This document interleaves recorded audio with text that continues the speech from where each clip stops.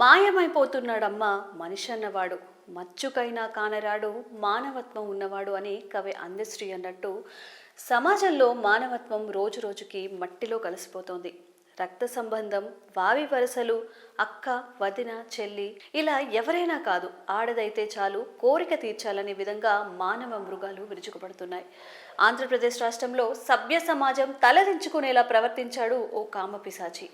వావి వరసలు మర్చిన ఆ మృగాడు తన కోరిక తీర్చలేదని వదననే చంపి మృతదేహాన్ని కూడా అత్యాచారం చేసిన దారుణ ఘటన శ్రీ పొట్టి శ్రీరాములు నెల్లూరు జిల్లా కావలిలో మంగళవారం అర్ధరాత్రి చోటు చేసుకుంది. పోలీసులు తెలిపిన వివరాల ప్రకారం కావలి పట్టణంలో శ్రీకాంత్ బిశ్వాస్ అనే వ్యక్తి మొలల వ్యాధికి చికిత్స చేస్తూ జీవిస్తున్నారు.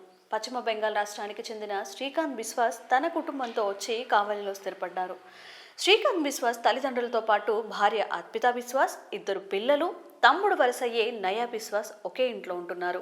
గత కొంతకాలంగా అన్న భార్యపై కనెసిన నయా బిశ్వాస్ తరచూ వదినను వేధిస్తుండటంతో కుటుంబ సభ్యులు పలుమార్లు మందలించారు.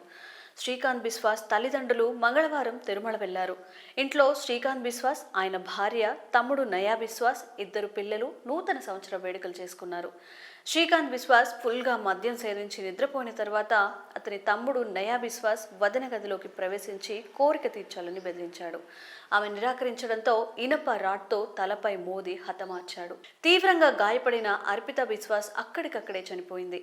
అయినా ఏ మాత్రం జాలి చూపకుండా వదిన మృతదేహంపై అత్యాచారానికి పాల్పడ్డాడు. కోరిక తీరిన తర్వాత అర్పితా బిశ్వాస్ మృతదేహాన్ని ఇంటికి 100 కిలోమీటర్ల దూరంలో ఉన్న పంట కాలువలో పడేసి వచ్చాడు. ఉదయం నిద్రలేచిన శ్రీకాంత్ ఇంట్లో భార్య కనిపించకపోవడం, రక్తపు మరకలు ఉండడంతో స్థానికులతో కలిసి సమీప ప్రాంతంలో వెతకగా పంట కాలువలో భార్య మృతదేహం కనిపించింది. పోలీసులకు సమాచారం ఇవ్వడంతో కావలి పోలీసులు ఘటనా స్థలానికి వచ్చారు.